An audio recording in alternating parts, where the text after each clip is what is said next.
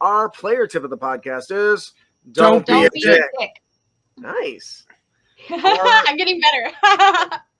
Do you want to tell them about Chain Heal, Ian? Well, to start off, this is actually this is part of our first player tip in a while where you actually are not a dick.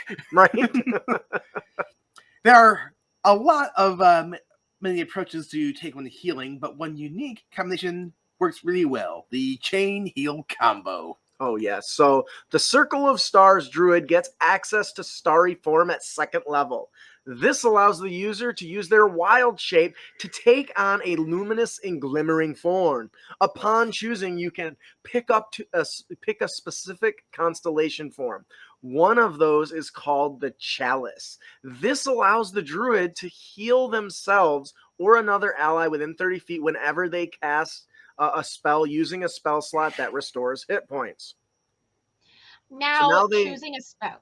Go ahead. Choosing a spell such as Healing Word that heals a target as a bonus action now heals 2 targets. We can further take it up a notch by picking the Metamagic Twin spell. When you get either you get this either by multiclassing or by taking the Metamagic Adept feat. Either way, now a single bonus action can heal up to 3 different targets. And now go forth and heal. This is really an episode all about healing. Yep, I'm on it. What do you guys think? I almost put an NPC that was a healer, and I was like, no, I don't want that. Oh no! Actually, for the Princess of the Apocalypse campaign I ran, I actually created an NPC who was basically a walking heal button. Nice. But he was basically a multi-class between Life Domain Cleric and the Circle of Dreams Druid. So even just casting Goodberry was pretty awesome. Yeah. So anyways, let's talk about this awesome tip. Alex, what are your thoughts on triple healing with a bonus action? I think that it's really good. Something that I just want to commend you on whenever you talk about the player tip of the week. I'm learning Magic the Gathering right now, and if there's one thing that I've learned is that finding combos is actually a lot harder than you think it is. Like whenever someone points out a combo, you're like, oh, that's obvious. Yeah, that's. And so I don't know if a lot of people would discover the combo of the Metamagic feat, which would be a fun feat to have as a druid, combining with this celestial thing. And so the star what is it called? The constellation thing. So I think that it is amazing that, you've given people such a fun little nugget to take home and be like, oh, what about this? What about this? And that's just what I imagine here.